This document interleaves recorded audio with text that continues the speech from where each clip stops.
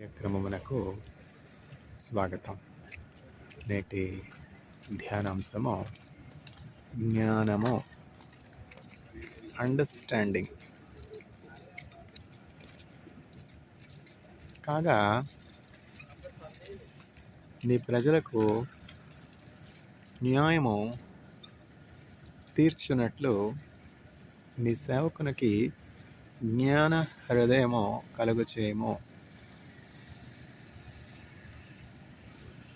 రాజుల మొదటి గ్రంథము 3వ అధ్యాయము 9వ వచనం. Therefore give your servant an understanding heart to judge your people. First Kings chapter 3 verse 9.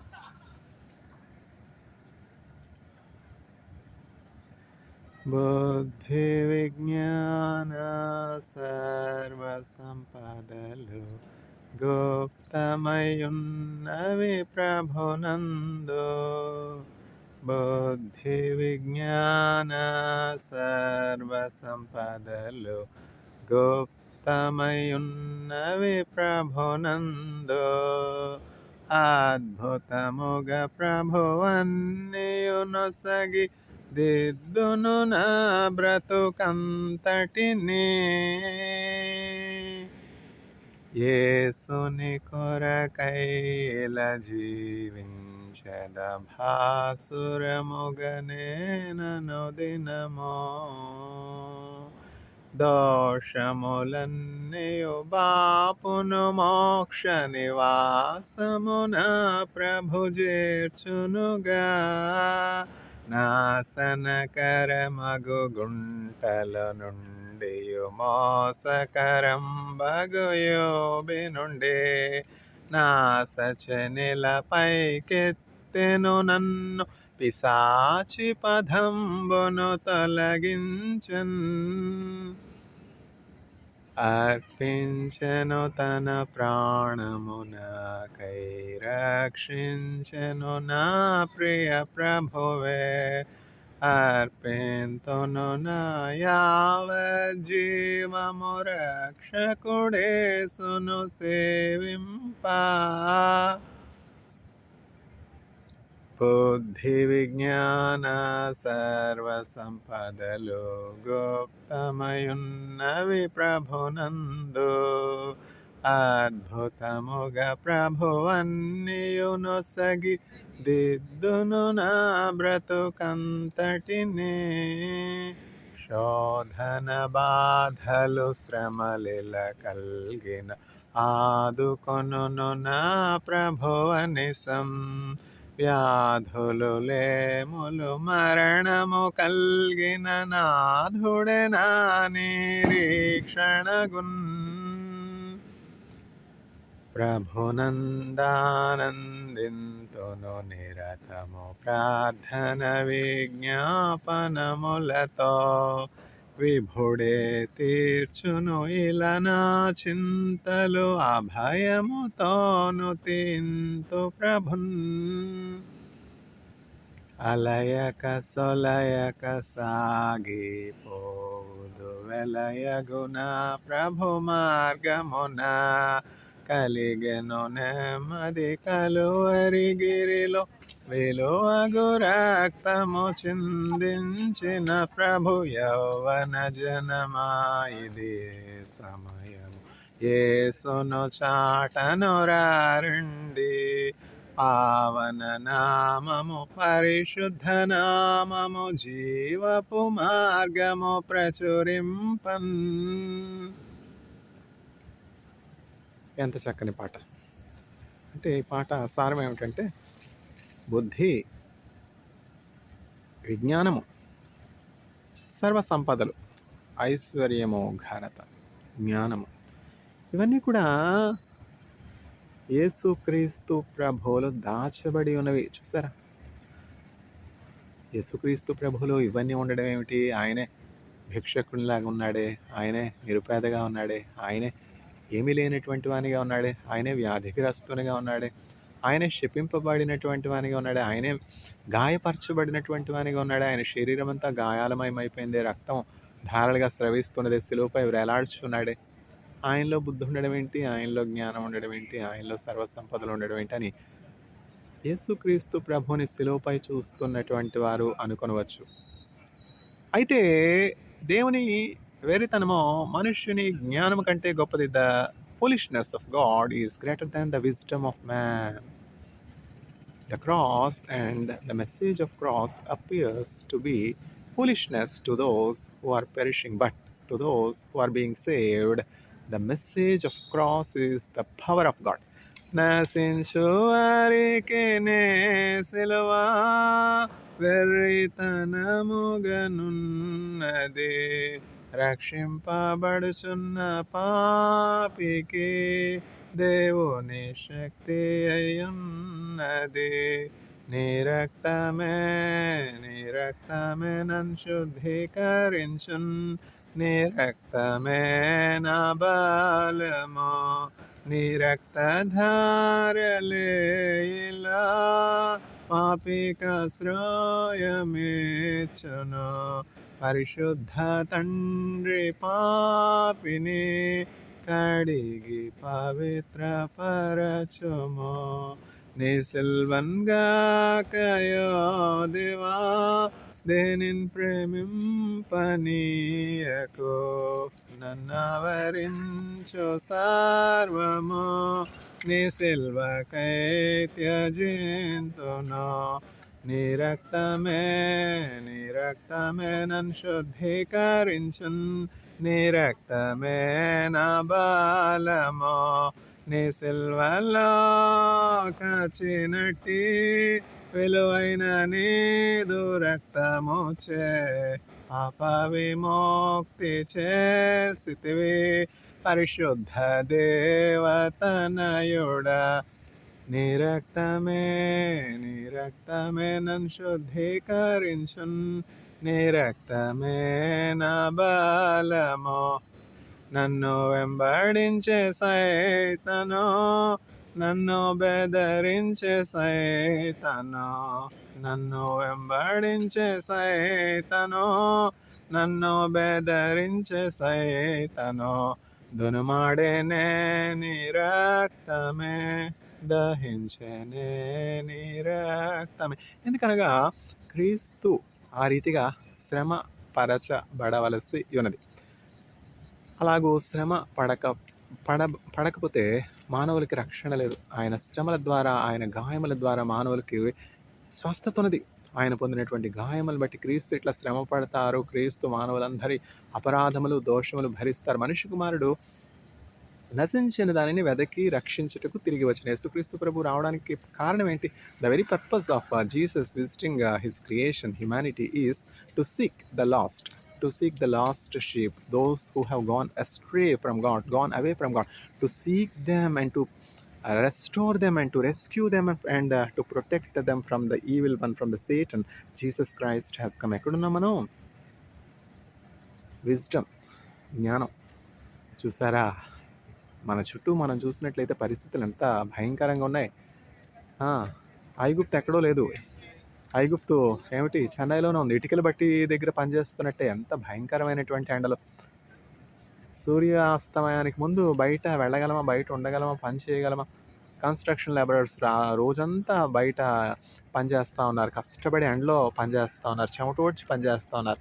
ఐగుప్తు ఎక్కడో లేదు. ఐగుప్తు బానిసత్వం మన కళ్ళ ఎదురుగుండానే ఉంది. చూసారా ఎంత కష్టపడతా ఉన్నారు మనుషులు, ఎంత ప్రయాసపడతా ఉన్నారు.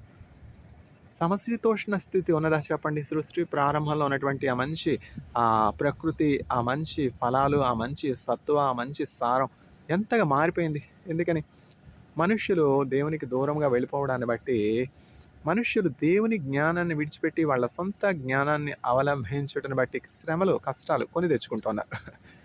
నేను వడోదరలో జిఎస్ఎఫ్సి యూనివర్సిటీలో పనిచేసేటప్పుడు క్లాసు నేను ప్రారంభించేటప్పుడు ముందు ప్రశ్నతో ప్రారంభిస్తాను. నేను ఏమి ప్రారంభించానంటే ఇప్పుడు CO2 అంటే ఎమిషన్స్ కార్బన్ డయాక్సైడ్ అంటే బొగ్గు పులుసు వాయువు ఎమిషన్స్ చాలా ఎక్కువ ఉన్నాయి. అందువల్ల గ్లోబల్ వార్మింగ్ వచ్చింది. Global house effect, climate change. Catastrophic climate events జరుగుతా ఉన్నాయి. Global average rise in temperature is rising కదా! ఈ సమస్యలన్నింటినీ పరిష్కరించాలంటే మనం ఏం చేయాలి అని ప్రశ్న అడిగాను. అయితే అందులో క్లాస్‌లో యశ్‌రాజ్ జోషి అనే స్టూడెంట్ ఇమ్మీడియేట్‌గా ఏమని సలహా ఇచ్చాడంటే, ప్లాంట్ మోర్ ట్రీస్, ఎక్కువ మొక్కల్ని నాటండి. అంతే కదా! ఎంత మంచి సలహా! ఎంత మంచి సలహా! Prevention is better than cure కదా! అంటే CO2 ఎమిషన్స్ ఉన్నాయి. వస్తున్నటువంటి ఎమిషన్స్‌ని ఎట్లా కర్బ్ చేయాలి, ఎట్లా రెడ్యూస్ చేయాలి అంటే ఎంత మంచి సలహా. BSc first year, second year నేను వాళ్ళకి టీచ్ చేశాననమాట స్టూడెంట్స్. అంటే ఫస్ట్ ఇయర్ ఒక్కటే, first semester, second semester teach చేశాను. ఎంత మంచి సలహా. Just plant more trees. IIT ఇట్లా ఉంది, చల్లగా ఉంది, పచ్చగా ఉంది, ఆహ్లాదకరంగా ఉందంటే ఏంటి కారణం? ఐఐటిలో ఎటు చూసినా సరే చెట్లు, ఎటు చూసినా సరే పచ్చదనం, ఎటు చూసినా సరే ఒక మొక్కలు. ఒక చెట్టు నరకాలి అంటే పర్మిషన్ లేకుండా ఏమీ చేయడానికి వీల్లేదనమాట. ఒక స్థలంలో ఉన్నటువంటి ఒక సమూహం, ఒక వృక్షాల సమూహాన్ని తీసివేసి అక్కడ ఒక కన్స్ట్రక్షన్ కట్టాలి, ఒక బిల్డింగ్ కట్టాలి అంటే ఆ పర్మిషన్ రావడం అంత సులువు కాదు. ఇంకా పచ్చదనం ఎక్కువగా ఉండేది, ఇంకా గ్రీనరీ ఎక్కువగా ఉండేది, ఇంకా క్యాంపస్ చాలా బాగుండేది. ఎప్పుడు నేను పిహెచ్డి చేసే సమయంలో 2002లో జయలలితమ్మ గారి పరిపాలనా కాలంలో నేను చెన్నై రావడం జరిగింది. 2002 నుంచి ఇప్పుడు 2026, 24 సంవత్సరాల నుంచి చెన్నైలో ఉంటూ ఉన్నాను. అఫ్కోర్స్ మధ్యలో 9 సంవత్సరాలు అబ్రాడ్లో ఉన్నాను, 1 సంవత్సరం గుజరాత్లో ఉన్నాను. ఈ 10 సంవత్సరాలు విడిచిపెట్టినట్లయితే ఇంచుమించు 14 సంవత్సరాలు చెన్నైలో ఉన్నాను. డిఎంకే పరిపాలన చూశాను, ఏఐడిఎంకే పరిపాలన చూశాను. స్టాలిన్ గారి చీఫ్ మినిస్టర్షిప్, కరుణానిధి గారి చీఫ్ మినిస్టర్షిప్, జయలలిత గారి చీఫ్ మినిస్టర్షిప్, ఇవన్నీ కూడా చూసే అవకాశం యేసుక్రీస్తు ప్రభు నాకు ఇచ్చారు. అయితే ఎవరు చీఫ్ మినిస్టర్ అయినప్పటికీ కూడా ఒక క్రైస్తవునిగా నా విధి ఏమిటి అంటే వారి కొరకు ప్రార్థన చేయాలి. ప్రభా వీరికి ఆరోగ్యం దయచే, క్షేమం దయచే. ఆరోగ్యం లేకపోతే ఏమైనా చేయగలరా చెప్పండి. జయలలితమ్మ గారు, ఆవిడకి ఏం తక్కువ చెప్పండి, ఆవిడకి ఏం తక్కువ? అన్ని సినీ రంగంలోనూ ఆవిడ సూపర్ స్టార్గా ఉన్నారు. చీఫ్ మినిస్టర్గా ఎంతో చక్కని మంచి పరిపాలన ఇచ్చారు. ఆవిడకి ఏం తక్కువ చెప్పండి? హాస్పిటల్కి వెళ్ళారు, తిరిగి రాలా. ఆవిడకి ఏం తక్కువ చెప్పండి? లోన్లీనెస్ ఎవరున్నారు ఆవిడకి చెప్పండి? పిల్లల, భర్త? యేసుక్రీస్తు ప్రభు ఏం చెప్తున్నారు? నిన్ను సృజించినటువంటి దేవుడు నీకు భర్తగా ఉన్నాడు, నేనే నీకు అన్ని. యేసుక్రీస్తు ప్రభుని కలిగి ఉన్నప్పుడు వారి యొక్క అంత్యదశ ఎంతో గ్లోరియస్గా ఉంటుందన్నమాట. అందుకని ప్రభా వీరు నిజదేవుడు, రక్షకుడు, గొర్రెలకు మంచి కాపరివి, సర్వసృష్టికి అధిపతివి, భూమి పుట్టక ముందే ఉన్నటువంటి వాడు, తల్లి గర్భంలో ఈ అధికారులు రూపు పొందక మునిపే వారిని ఎరిగినటువంటి దేవుడు. వీరు మిమ్మల్ని ఎరగడానికి, మిమ్మల్ని తెలుసుకొనడానికి, మిమ్మల్ని దేవునిగా అంగీకరించడానికి, తద్వారా వచ్చే జ్ఞానము, తద్వారా వచ్చే ఆరోగ్యము, తద్వారా వచ్చే అభివృద్ధి, దీవెన, ఆశీర్వాదం పొందుకోవడానికి కృప దయచేయనని వారికి మంచి కౌన్సిలర్స్ని దయచే ప్రభు. ఇప్పుడు సమస్య ఎక్కడ వచ్చిందంటే మంచి కౌన్సిలర్స్ లేరు. జయలలిత గారికి ఎవరున్నారు చెప్పండి? అయినప్పటికీ దేవుని కృపను బట్టి ఆవిడ పరిపాలనా కాలం ఆవిడ చక్కగా ముగించుకున్నారు, వెళ్ళిపోయినారు. కానీ ఆవిడ అంత్యదశ ఎంతో దుఃఖకరంగా లేదు. హాస్పిటల్కి వెళ్ళారు, హాస్పిటల్ నుంచి సజీవురాలుగా బయటకు వచ్చారో చెప్పండి. ఎన్టీ రామారావు గారు హాస్పిటల్కి వెళ్ళారు. అదే ఆయన జీవితంలో లాస్ట్ చాప్టర్ అవలా. ఎంత గొప్ప ఫిల్మ్ యాక్టర్స్, ఎంత గొప్ప political legends, silver screen legends. ఎంత బతికి ఇంటి వెనక చచ్చినట్టు ఎంత కష్టం. అందుకే మనం ఎప్పుడు కూడా ఏమని ప్రార్థన చేయాలంటే, ప్రభా నా అంత్యదశ, నా చివరి దినమో నీతిమంతుల అంత్యము వలె ఉండున్నట్లు సహాయం చేయము. నీతిమంతుల అంతం ఎంతో ఘనంగా ఉంటుందన్నమాట. నీతిమంతుల చివరి దినం ఎంతో ఘనంగా ఉంటుంది. యేసుక్రీస్తు ప్రభు చూడండి, ఆయన కోసం ఏమైనా లక్షలు కూడబెట్టుకున్నారా, కోట్లు కూడబెట్టుకున్నారా, ఆస్తులు కూడబెట్టుకున్నారా, ధనం కూడబెట్టుకున్నారా, పనామా బ్యాంక్స్లో దాచుకున్నారా, స్విస్ బ్యాంక్లో దాచుకున్నారా, కెనరా బ్యాంక్లో దాచుకున్నారా, ఎస్బీఐలో దాచుకున్నారా? ఎక్కడ దాచుకున్నారు యేసుక్రీస్తు ప్రభు? ఆయన కొరకు ఆయన ధనాన్ని కూడబెట్టుకోవడానికి వచ్చారా? బంగారం కూడబెట్టుకోవడానికి వచ్చారా? వజ్ర వైడూర్యాలు కూడబెట్టుకోవడానికి వచ్చారా? ఈ సృష్టి అంతా నాదే కదా. ఇవన్నీ కూడా భూలోకంలో ఉన్నవి. భూలోకమే కాదు, ఈ సృష్టి అంతటికి నేను అధిపతినై ఉన్నాను. మానవుల మేలు కొరకు నేను ఈ సృష్టిని సృజించాను. మానవుల అభివృద్ధి కొరకు, క్షేమం కొరకు చెట్లు, జీవరాశి, జీవగల సమస్తాన్ని ఇచ్చాను. లెక్కింపలేని స్తోత్రముల్ దేవా ఎల్లప్పుడూ నే పాడెదన్. ఇంతవరకు నా బ్రతుకులో నీవు చేసిన మేళ్ళకై ఆకాశ మహాకాశం దాని క్రిందున్న ఆకాశము భూమిపై కనబడునవన్నీ ప్రభువా నిన్నే పొగడును, లెక్కింపలేని స్తోత్రముల్ దేవా ఎల్లప్పుడూ నే పాడెదన్. అడవిలో నివసించునవన్నీ సుడిగాలియు మంచును, ఆకాశమున ఎగురునవన్నీ దేవా నిన్నే కీర్తించున్, లెక్కింపలేని స్తోత్రముల్ దేవా ఎల్లప్పుడూ నే పాడెదన్. ఇంతవరకు నా బ్రతుకులో నీవు చేసిన మేళ్ళకై నీటిలో నివసించు ప్రాణుల్ ఈ భూమిలోని జీవరాశుల్ ఆకాశమున ఎగురునవన్నీ దేవా నిన్నే కీర్తించున్. చూసారా, ఇవన్నీ కూడా దేవుడు సృష్టించాడు. ఆయనకెందుకు వెండి, ఆయనకెందుకు బంగారం, ఆయనకెందుకు ఇహలోక భోగాలు. లోకంలో ఉన్నదంతా నేత్రాశ, శరీరాశ, జీవపడమం ఇవి తండ్రి నుంచి వచ్చినవి కావు. నేను వచ్చిన పర్పస్ ఏంటంటే మనుష్యులకి మేలు చేయడానికి, మనుష్యులకి క్షేమం కలుగు చేయడానికి, మనుష్యులకు రక్షణ ఇవ్వడానికి, మనుష్యులకు వారు కోల్పోయినటువంటి ఆ ఆధిక్యత, నిత్యజీవము, పరలోకము, దేవునితో అన్యోన్య సహవాసం ఇవ్వడానికి నేను వచ్చాను. మనుష్యులు ఆ కొరకు అనేకలు విమోచనార్థం క్రయదానంగా నా ప్రాణం పెట్టడానికి వచ్చాను, ప్రాణం ఇవ్వడానికి వచ్చాను, జీవం ఇవ్వడానికి వచ్చాను. అట్లనే యేసే చేశారు కదా, సిలువలో ఆయన ప్రాణం అర్పించారు. ఎవరైతే యేసుక్రీస్తు ప్రభుని సొంత రక్షకునిగా అంగీకరిస్తారో వారు నిత్య జీవము, రక్షణ, పరలోక ప్రవేశము కలిగి ఉంటారు. ఇహలోకంలో ఇమ్యూనిటీ కలిగి, సుఖ క్షేమాలు కలిగి ఉంటారు, శోధన జయిస్తారు. ఎక్కడున్నావు? జ్ఞానము. ఎవరు అడుగుతున్నారు? ప్రభా నీ ప్రజలకు న్యాయము తీర్చినట్లు నాకు జ్ఞాన హృదయం కలుగు చేయము. ఇప్పుడు దేవుడు అంటే ఇజ్రాయేలీల పరిశుద్ధ దేవుడు యేసుక్రీస్తు ప్రభు అంటే ఏమంటారు? యావే అంటే సెల్ఫ్ సస్టైనింగ్ గాడ్ అనమాట. మనుష్యుల చేత చేయబడినటువంటి దేవుడు కాకుండా తనంతట తానుగా జీవించేవాడు, మనుష్యులు సృజించినటువంటి ఇజ్రాయేల్ పరిశుద్ధ దేవుడు సొలొమోనుకు ప్రత్యక్షమే. సొలొమోన్ ఎవరైనా అడుగుతారు. Solomon is the wisest king in the world అని మనకి టీచర్ చెప్పలా. సొలొమోన్ అంటే దావీదు. ఇజ్రాయేల్పై 40 సంవత్సరాలు ఇజ్రాయేల్పై రెండవ రాజుగా ఉన్నటువంటి దావీదు. ఇజ్రాయేలీలకు మొదటి రాజు షౌలు తర్వాత రాజ్యాన్ని, అధికారాన్ని, బాధ్యతలను స్వీకరించింది, అభిషేకం పొందుకునేది ఇది దావీదు. 40 సంవత్సరాలు ఇజ్రాయేల్ ఆ దేశాన్ని పరిపాలించిన తర్వాత అతని కుమారుని సింహాసనం మీదకి అభిషేకించాడు. అతనికి యొక్క కుమారుడే సొలొమోను ఏకఛత్రాధిపతిగా 40 సంవత్సరాలు ఇజ్రాయెల్ దేశాన్ని పరిపాలించాడు. సొలొమోను అభిషేకం పొందుకున్న తర్వాత ఇజ్రాయెల్ పరిశుద్ధ దేవుణ్ణి ఆరాధించి, గణపరిచి, మహిమపరిచి ఇట్లా అడుగుతున్నాడు. దేవుడు సొలొమోనుకి ప్రత్యక్షమై, సొలొమోను నేను నీకు ఏమి చేయగోరుతున్నావు, నీకేం కావాలి అని అడిగినప్పుడు, దేవా నీవు ఇజ్రాయేల్ పరిశుద్ధ దేవుడు, ఆకాశ మహాకాశములు పట్టజాలని అద్వితీయ గొప్ప దేవుడు, సర్వశక్తి సంపన్నుడు, భూమిని ఆకాశాన్ని సృజించినటువంటి దేవుడు, ఇజ్రాయేల్కు రథము రౌతు నువ్వే ప్రభా, మనుషులందరికీ జ్ఞానాధారం నీవే, మనుషులందరికీ జీవం ఇచ్చినటువంటి జీవాధిపతివి నీవే. నా తండ్రి జీవితంలో అద్భుత కార్యాలు చేస్తావు, ఆశ్చర్య కార్యాలు చేస్తావు, శాశ్వతమైనటువంటి కృపను నా తండ్రికి ఇచ్చావు. 40 సంవత్సరాలు అనేక శత్రు సమూహముల మధ్య దావీదు సింహాసనాన్ని స్థాపించి అతని కుమారుడైన నన్ను నేడున్నట్లుగా రాజ్యం మీదకి తీసుకుని వచ్చి రాజ్యాభిషేకం చేసి రాజ్యాన్ని నాకు కట్టబెట్టావు. అయినప్పటికీ నేను బాలుడను ప్రభా, నా జ్ఞానం ఏ పాటిది, నేను ఈ ప్రజలను పరిపాలించగలను, ఈ ప్రజలు నీవారు, ఇంత గొప్ప జనముకు న్యాయం తీర్చడానికి నా జ్ఞానం సరిపోతుందా, నేను జ్ఞానం లేనటువంటి వాడనే, నేను బాలుడనే, నాకు అనుభవం లేదే. కాబట్టి నీ ప్రజలకు న్యాయం తీర్చినట్లు, నీ ప్రజలను నీతి న్యాయములతో పరిపాలించినట్లు నాకు జ్ఞాన హృదయం కలుగు చేయము. చూసారా సొలొమోను ప్రార్థన.